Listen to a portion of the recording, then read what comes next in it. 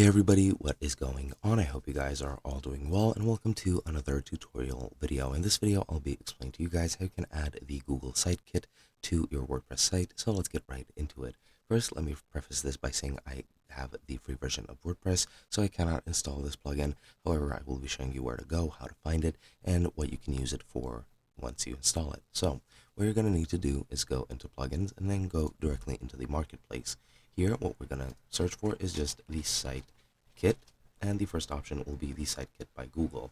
Now, what you need to do is, if you have a business plan or higher, you will be able to install this plugin. Once you install it, you will need to activate it, and once you activate it, you can then start using all its functionalities. Now, as you can see, this is used for a couple of different things. It is used for analytics, Search Console, AdSense, and speed.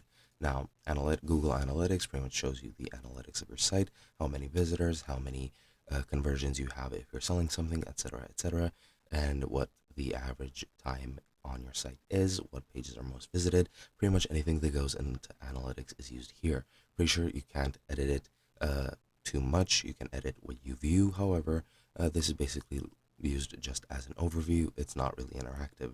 Now, the Search Console is needed if you want to integrate SEO, officially Google mandated SEO into your site, and you can change things such as the SEO title. You can change the meta description, change a couple of different things. I'm not sure if you can make a focus keyword or focus key phrase using this, but you might, so check that out as well. And to use Google AdSense, you will need the Search Console as well, so make sure that you have a Google account with all of these available. And AdSense is pretty much just to display ads on your site. It is used to select the type of ad that you want to show and then embed it onto your pages, which will then be shown to your visitors, which will then earn you money passively.